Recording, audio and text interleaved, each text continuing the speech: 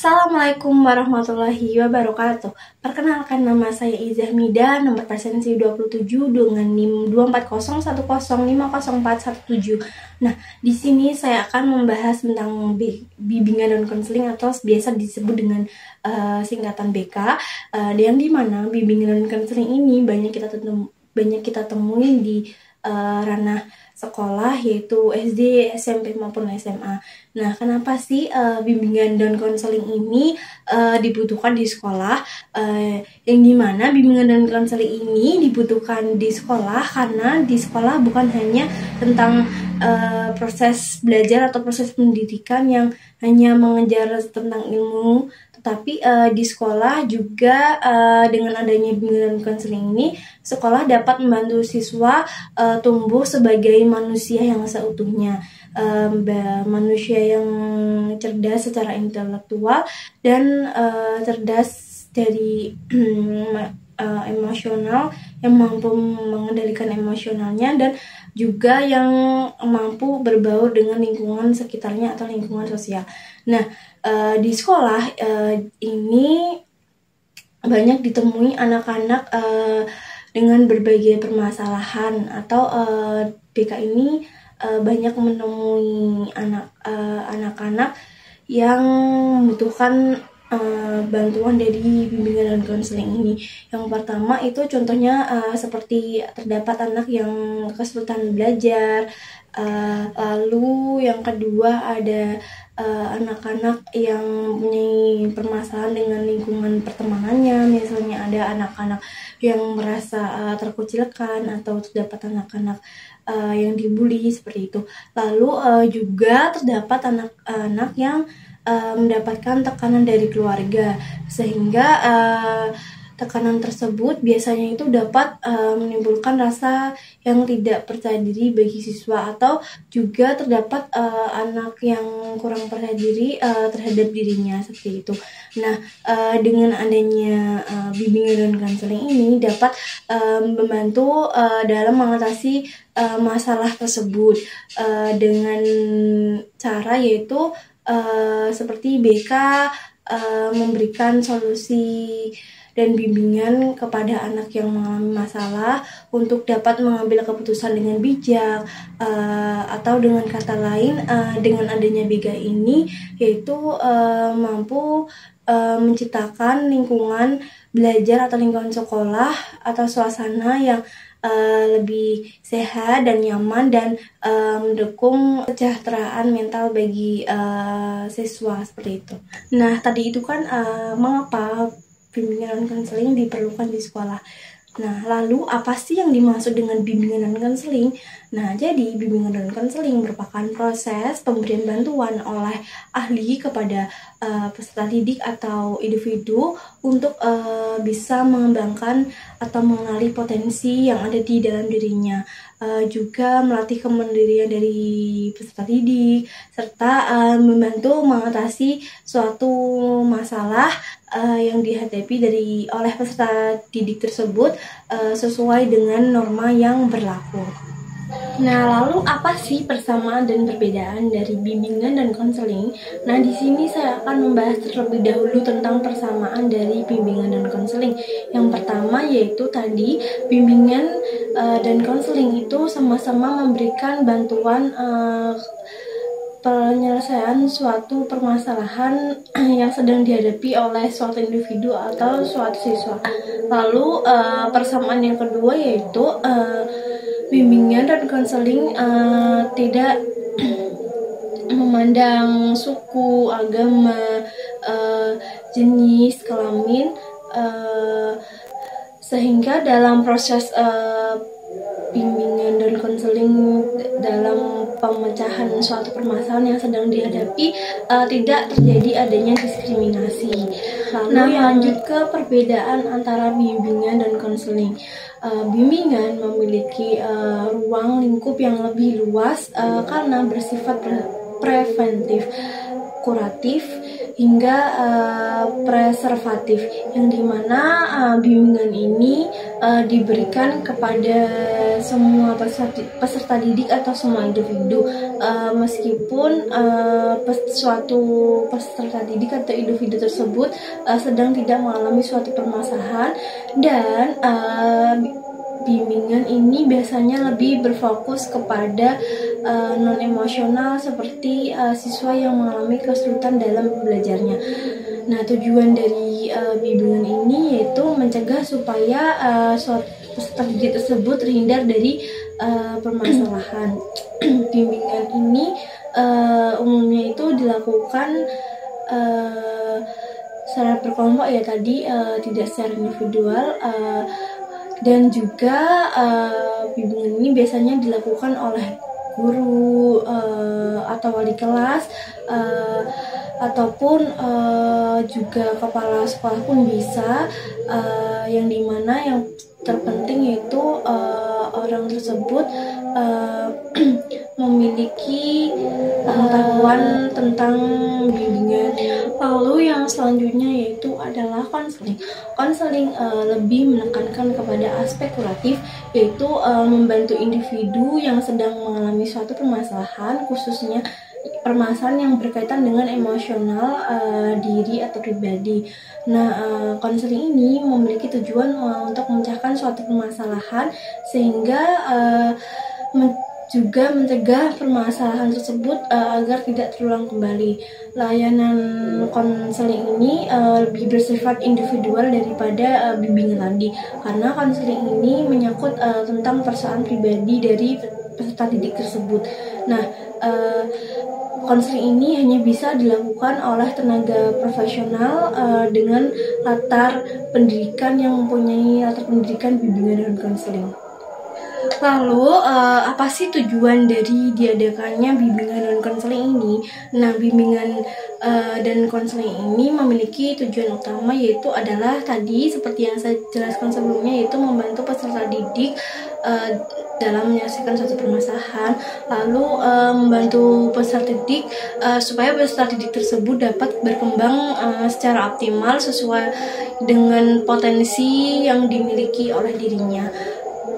Lalu adapun tujuan yang lain yaitu membantu siswa menyelesaikan masalah pribadi dan juga masalah sosial, agar peserta didik tersebut mampu menjadi pribadi yang mandiri dalam mengambil keputusan, lalu mampu menjadi pribadi yang bertanggung jawab, serta dari adanya BK tersebut dapat membantu anak mengenali dirinya sendiri, serta membantu anak dalam jika anak tersebut mengalami kesulitan kesulitan dalam menyesuaikan diri dengan lingkungan. Pada bimbingan dan konseling ini juga mempunyai fungsi yang dimana yang pertama itu adalah mempunyai fungsi pemahaman, yang dimana yaitu membantu siswa mengenali potensi yang ada di dirinya, mengenali minat yang ada pada dirinya, dan mengetahui kelebihan serta kelemahan yang dimiliki oleh peserta didik tersebut. Lalu fungsi yang kedua yaitu pencegahan, yang di sini yang dimana yaitu mencegah munculnya suatu permasalahan, baik itu permasalahan pribadi, sosial atau akademik yang dialami oleh peserta didik. Lalu fungsi yang ketiga yaitu adalah pengentasan, yang di sini yang dimana yaitu pengentasan memberikan solusi kepada masalah yang sedang dihadapi oleh peserta didik. Lalu yang keempat adalah pemeliharaan dan pengembangan. Di sini yaitu artinya yaitu menjaga kondisi positif dan juga mengembangkan potensi yang ada pada diri siswa. Lalu yang kelima ada advokasi, yaitu melindungi hak dan kesejahteraan agar peserta didik tidak merasa diperlakukan kurang adil. Nah, yang selanjutnya yaitu adalah orientasi BK. Orientasi BK adalah arah dan fokus layanan yang menjadi panduan dalam pelaksanaan bimbingan dan konseling. Orientasi BK ini mencakup 3 pilar. Yang pertama ada orientasi dan informasi, yaitu mengenalkan lingkungan sekolah dan peluang belajar. Lalu yang kedua adalah penempatan dan penyaluran, yaitu membantu siswa memilih kegiatan yang sesuai dengan minat dan bakatnya. Lalu orientasi yang ketiga yaitu penguasaan konten, yaitu mengajarkan keterampilan kepada siswa. Lalu yang keempat yaitu memberikan pendampingan pribadi, yaitu membantu siswa memahami dirinya dan menyesuaikan diri dari siswa tersebut agar bisa menyesuaikan diri kepada lingkungan sekitar atau lingkungan sosial. Nah, dalam melakukan bimbingan dan konseling, guru BK itu berpegang terhadap asas dan prinsip dari BK, yang dimana di sini saya akan menjelaskan terlebih dahulu tentang asas BK. Yang pertama, asas BK ada asas kerahasiaan, yang dimana di sini guru BK menjaga rahasia dari peserta didik. Lalu yang kedua yaitu ada asas kesukarelaan, yang dimana di sini siswa dibimbing tanpa adanya rasa paksaan. Lalu asas yang ketiga yaitu ada asas keterbukaan, yang dimana siswa atau peserta didik diminta terbuka terhadap guru BK terhadap permasalahan yang sedang dialaminya. Lalu asas yang keempat ada asas kemandirian, yang dimana di sini BK membantu siswa agar mampu mandiri dan bertanggung jawab. Contohnya itu siswa mampu mengambil keputusan secara mandiri. Lalu ada asas kegiatan yaitu BK menyesuaikan dengan perkembangan zaman. Yang terakhir ada asas tuturi handayani, yaitu guru BK membimbing dengan memberi teladan dan dorongan positif kepada siswa. Adapun prinsip yang dipegang oleh guru BK ketika melakukan proses bimbingan dan konseling, yang pertama adalah prinsip BK yaitu lebih menekankan pada inklusivitas. Lalu yang kedua yaitu prinsip BK menekankan pada penghargaan terhadap keunikan setiap individu, yang dimana kan setiap individu memiliki karakter yang berbeda-beda. Jadi di sini guru BK harus mampu menghargai karakter yang berbeda dari setiap peserta didik.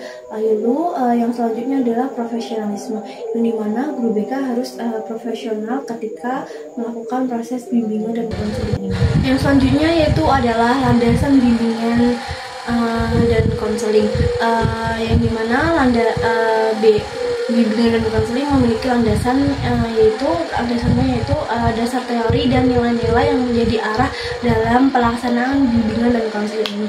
Yang pertama yaitu ada landasan filosofis, yaitu setiap anak memiliki potensi dan memiliki hak untuk bisa berkembang. Lalu yang kedua adalah landasan psikologis, yaitu berdasarkan pemahaman terhadap perilaku dari peserta didik. Lalu yang ketiga yaitu adalah landasan religius, yaitu mengajarkan nilai-nilai yang bersifat religius supaya siswa memiliki akhlak yang mulia. Lalu yang keempat ada sosial dan budaya, yaitu memperhatikan latar belakang budaya dan lingkungan siswa tanpa membeda-bedakan latar belakang dari siswa tersebut.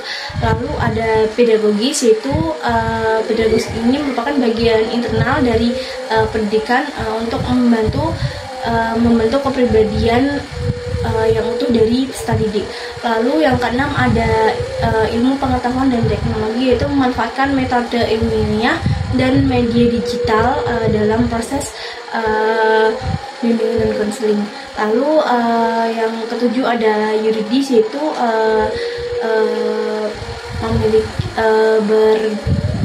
berprinsip atau berdasarkan dengan dasar hukum yang kuat. Yang selanjutnya yaitu apa sih atau bagaimana kedudukan BK di sekolah.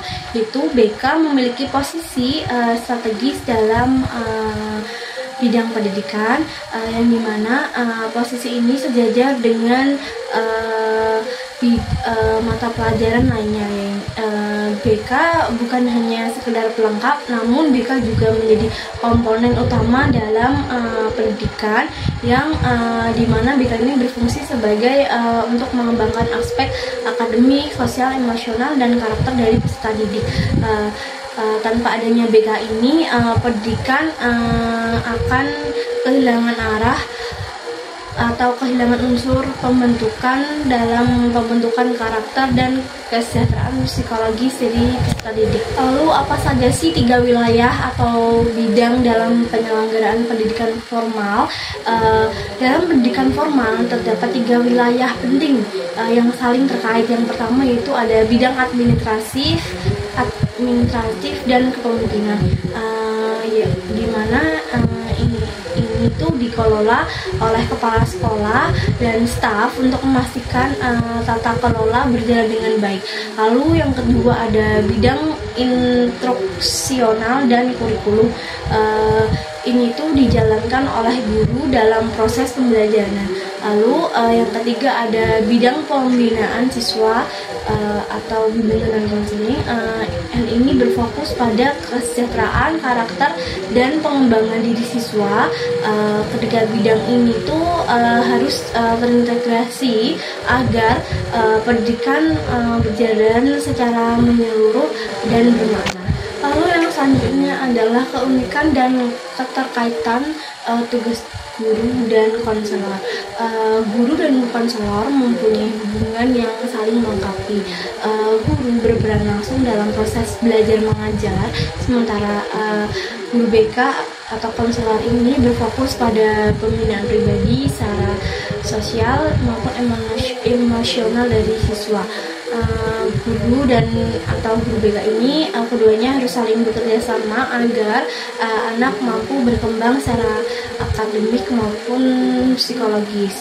Nah, di tingkat sekolah dasar itu guru kelas itu memegang peran ganda, yaitu sebagai pendidik atau guru kelas dan juga sebagai guru BK, yang dimana di SD ini guru kelas lebih paham bagaimana karakter dari setiap peserta. Yang selanjutnya yaitu bagaimana sih karakteristik dan kompetensi yang harus dimiliki oleh seorang guru atau seorang pendidik pada abad ke-21 ini dalam proses bimbingan dan konseling dan komunikasi empatik, yang dimana pada abad 21 ini guru bukan hanya sebagai penyampai ilmu, namun pada 21 ini guru menjadi fasilitator, pembimbing dan inspirator.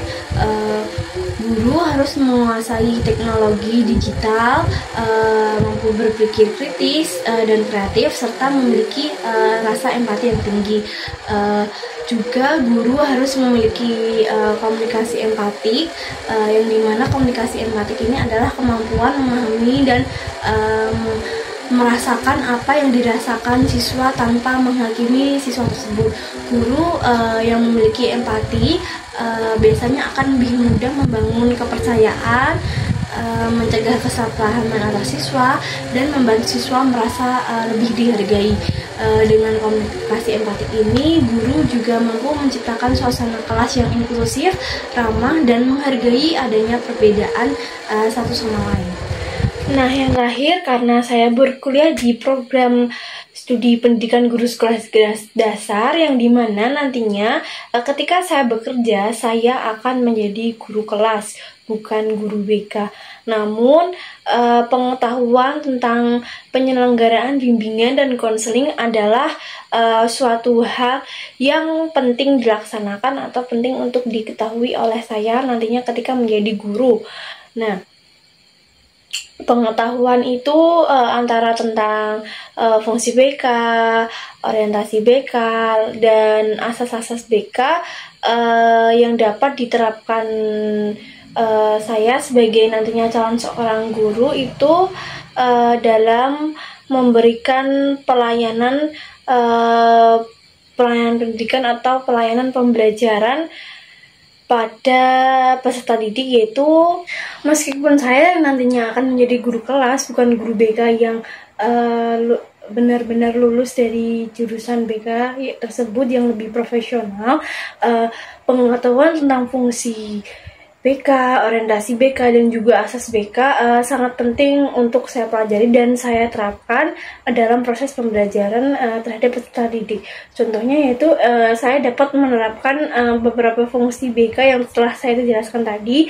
Yang pertama yaitu adalah fungsi pemahaman, di mana nantinya sebagai calon guru itu atau guru harus mengenal karakter dan potensi serta latar belakang siswa.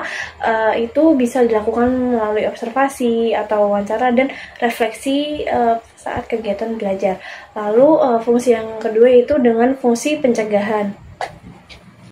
Fungsi ini dilakukan dengan cara guru melakukan kegiatan edukatif seperti diskusi tentang etika pergaulan, anti bullying, dan juga literasi digital agar siswa dapat menghindari perilaku yang negatif. Lalu fungsi BK yang ketiga yaitu fungsi pengentasan, yang dimana jika terdapat siswa yang merasa cemas atau merasakan sulit dalam belajar, guru bisa memberikan waktu khusus untuk mendengarkan atau membantu siswa, memberikan konseling kepada siswa tersebut untuk mencari solusi tentang permasalahan yang dihadapi oleh siswa tersebut. Bahkan jika bisa atau lebih baik itu bekerja sama dengan orang tua siswa tersebut. Lalu bagaimana orientasi dan asas yang dapat saya lakukan sebagai calon guru nantinya, yaitu sebagai calon guru nantinya guru bisa menciptakan pembelajaran yang lebih terbuka, lebih menghargai setiap perbedaan siswa, serta menjaga kerahasiaan jika terdapat masalah dari siswa tersebut. Dan juga guru nantinya atau sebagai calon seorang guru kelas yang juga berperan ganda sebagai guru bimbingan dan konseling, yaitu komunikasi empatiknya yaitu guru berbicara dengan nada yang lembut serta memahami perasaan dari anak tersebut, memberikan dorongan yang positif kepada anak tersebut. Melalui dengan penerapan inilah pembelajaran menjadi lebih menyenangkan, lebih memanusiakan manusia, serta dari inilah siswa tidak mendapatkan tekanan, misalnya menumbuhkan karakter empati dan rasa percaya diri dari siswa.